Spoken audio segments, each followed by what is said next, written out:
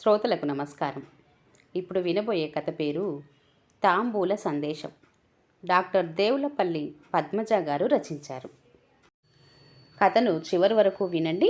నచ్చినట్లయితే దయచేసి ఒక లైక్ చేయండి. అలాగే కొత్త వారు కనుక చూస్తున్నట్లయితే సబ్స్క్రైబ్ చేసుకోండి. ఇక కథ విందాము. మధ్యాహ్నం భోజనాలు అయ్యాక ఉయ్యాల బల్లపై కూర్చొని మరుసటి రోజు ఉదయమే వెళ్ళిపోబోతున్న మనవరాలితో పరంధామయ్య గారు కబుర్లాడుతున్నారు. ఇంతలో భార్య అనసూయమ్మ తాంబూలం పట్టుకొచ్చి ఆయన చేతిలో పెట్టి ముభావంగా లోపలికి వెళ్ళిపోయింది. పరంధామయ్యకు 5 ఆకులు, వక్క, కొంచెం సున్నం, ఏలకులు, కొంచెం పంచదార వేసుకొని తాంబూలం సేవించటం అలవాటు. రోజు భార్య ఇచ్చిన తాంబూలం తెరిచి అన్నీ ఉన్నాయో లేవోనని చూసుకొని నోట్లో వేసుకుంటారు. ఇప్పుడు కూడా అలాగే తెరిచి చూస్తే పిన్నులతో డిజైన్ వేసినట్లు కనిపించింది. ఏమిటి ఇలా ఉన్నాయి అని అనుకుంటూ పూర్తిగా తెరిచి చూస్తే పిన్నుతో అందంగా చెక్కినట్లు దీర్ఘంగా పరిశీలిస్తే ఇంగ్లీషు అక్షరాల్లా గోచరించాయి. జాగ్రత్తగా అన్నీ పక్కకి తప్పించి ఒక్కొక్క ఆకును పరిశీలిస్తే మొదటి దానిపై గో అని ఉంది. ఒకదాని తర్వాత ఒకటి టు లైక్ డోంట్ ఐ అని ఉన్నాయి. సరిగ్గా క్రమంలో అమర్స్తే I don't like to go అని వచ్చింది. అమ్మా అనసూయ, నీ భాషా పరిజ్ఞానం నా మీద ప్రయోగిస్తున్నావా? నీకు బోల్డ్ ఇంగ్లీషు వచ్చేసిందిలే, నాకు తెలుసు అనుకుంటూ నవ్వుకుంటూ తాంబూలం వేసుకున్నారు. మనవరాలు రేణుకతో మాట్లాడుతూనే మనసు మాత్రం అనసూయమ్మ మీదికి మళ్ళింది. ఎందుకు రాసి ఉంటుంది? ఇచ్చేటప్పుడు కూడా ముభావంగా ఇచ్చి వెళ్ళింది. నిజంగానే వీళ్ళతో వెళ్ళటం ఇష్టం లేదా? ఎందుకు బాధపడుతుంది? ప్రయాణం దగ్గరికి వచ్చింది కూడా. తన నిర్ణయాన్ని, ఆమె అంగీకారాన్ని ఎవరూ కాదనరు. మరి ఇష్టంతో కోడలితో వెళ్ళడానికి ఒప్పుకున్న తర్వాతే కదా ఏర్పాట్లు చేసింది. రేణుని లోపలికి పంపించి ఉయ్యాల బల్ల మీదే ఒరిగి ఆలోచిస్తున్నారు. ఇప్పుడు ఏం చెయ్యాలి? 3 నెలలు నన్ను వదిలి ఉండలేక నాకు భోజన సౌకర్యం ఉండదని వెళ్ళనంటుందా? లేదా నా ఆరోగ్యం మీద బెంగ? లేదా తనకే ఇంకేదైనా సమస్య ఉందా? ఏమిటి, ఎలా తెలుస్తుంది అని పరిపరి విధాలుగా ఆలోచించటం మొదలుపెట్టారు పరంధామయ్య గారు. ఇంతమంది ఇంట్లో ఉండగా విడిగా పిలిచి మాట్లాడితే అంత త్వరగా చెప్పదు. పరంధామయ్య గారి బంధువులు, అక్కా చెల్లెళ్ళు, బావమరుదులు అంతా రావటం వలన కూడా అనసూయతో మాట్లాడటం వీలు చిక్కటం లేదు.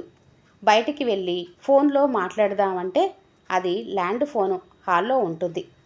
మాట్లాడటం కుదరదు. అసలు కారణం తెలిస్తే ఉపాయం లేదా పరిష్కారం ఆలోచించవచ్చు.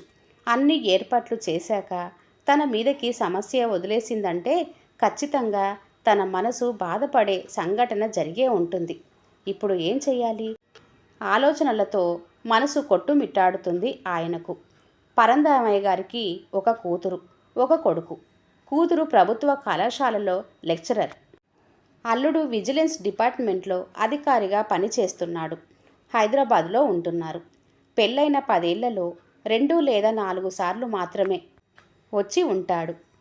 అల్లుడు మొహమాటస్తుడు, మంచివాడు కూడా. కొడుకు మురళీధర్ బొంబాయిలో మల్టీనేషనల్ కంపెనీలో పనిచేస్తున్నాడు. మంచి స్థాయిలో ఉన్నాడు. వారానికి 2-3 సార్లు ఫోన్లో యోగక్షేమాలు కనుక్కుంటూ ఉంటాడు. 6 నెలలకో ఏడాదికో వస్తుంటాడు. అరుదుగా కోడలు కూడా వస్తూ ఉంటుంది. ఈ సంవత్సరం సంక్రాంతికి కుటుంబంతో వచ్చాడు. అందరూ సరదాగా గడిపారు. స్నేహితులను, బంధువులను కూడా కలిసి వచ్చాడు. కనుమ, ముక్కనుమ పండుగలలో ఎక్కడికి వెళ్ళకూడదు కాబట్టి తీరిగ్గా తండ్రితో గడిపాడు.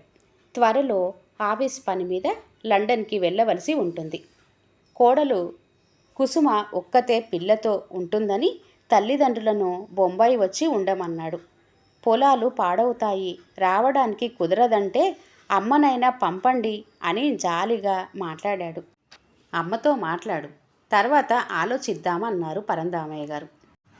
కొడుకు పదే పదే బతిమాలేసరికి అనసూయమ్మ కాదనలేకపోయారు.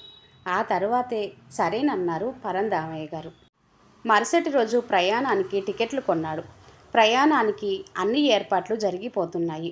నిన్నటి రోజు మధ్యాహ్న సమయంలో అందరూ ఎవరి పనుల్లో వారు నిమగ్నమై ఉన్నారు.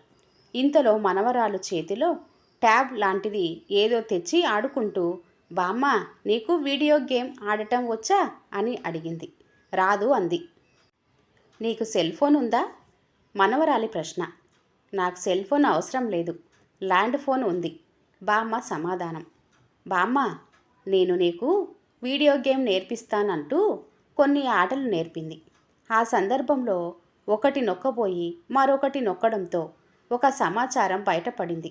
అది తెలుగులో ఉండడంతో మనవరాలికి చదవటం రాదు. ఆ సమాచారం కోడలు తల్లి నుండి కోడలికి వచ్చింది. అందులో, నీ భర్త లండన్ వెళ్తున్నాడు కదా, అందుకోసం ఇంట్లో వంట పని వగైరా సాయం చేయడానికి మీ అత్తగారిని తెచ్చుకో.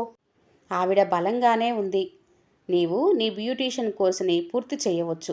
సమయాన్ని వృధా చేయనక్కర్లేదు.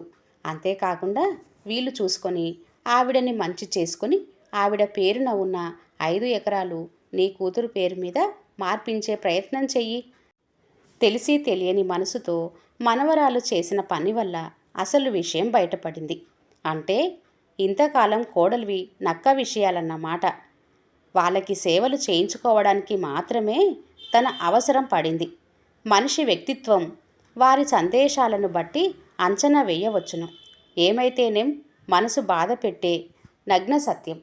కోడలు ప్రదర్శించే హావభావాల పరంపర వెనుక ఆవిడ తల్లి దర్శకత్వ పటిమ కనిపిస్తుంది. కానీ కొడుకు కూడా తన భార్య విషయం ఆమె మనసులో భావం కనిపెట్టలేదా? లేక వాడు కూడా ఆమెకే వత్తాసు పలుకుతున్నాడా అన్న విషయం తెలియక మనసు మదనపడసాగింది. అనసూయమ్మగారు కూడా అన్ని కోణాలలో ఆలోచించగలదు. పోనీలే, తన బిడ్డే కదా అని సరిపెట్టుకుందామనుకుంటే తను తెలుసుకున్న నిజాలు మనసుని ముల్లుల్లా గుచ్చుకుంటున్నాయి. మనసు అల్లకల్లోలమైపోయింది. అప్పటి నుండి ఈ విషయం తన భర్తకి ఎలా తెలియజేయాలా అని ఆలోచించి తన బుద్ధికి తోచిన విధంగా తెలియజేసింది తన అయిష్టతను. తన భర్త నిర్ణయం ఏ విధంగా ఉంటుందా అని ఆలోచించటం మొదలుపెట్టింది అనసూయమ్మ. సాయంత్రం ల్యాండ్ ఫోను వచ్చింది. పరందామయ్య గారు ఇంట్లో లేకపోవటం వలన కొడుకు ఫోన్ మాట్లాడాడు. ఊరిలోని సూర్య దేవాలయ కమిటీ వారి ఫోను. రాబోయే మాఘమాసంలో సూర్యరథాన్ని పరందామయ్య గారి దంపతులచే మంగళ శాసనం ద్వారా లాగించాలని, కళ్యాణ ఘట్టం కూడా పరందామయ్య గారి దంపతులచే చేయించాలని ఆలయ కమిటీ నిర్ణయించినట్లు కూడా తెలియజేశారు ఆలయ కమిటీ వారు. కొడుకే ఫోన్లో మాట్లాడటం వల్ల తనే తల్లికి చెప్పాడు.